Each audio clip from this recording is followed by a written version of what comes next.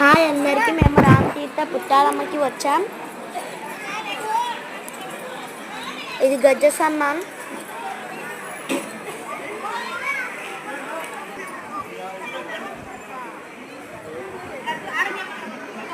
అది శివుడి గుడి.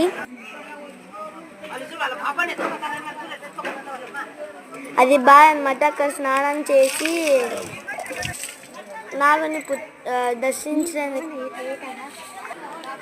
అవి నాగులు. ఇక్కడ నుంచి పైకి వెళ్తే నరసింహస్వామి గుడి వస్తుంది. అందరూ వెళ్ళండి, చాలా బాగుంటుంది.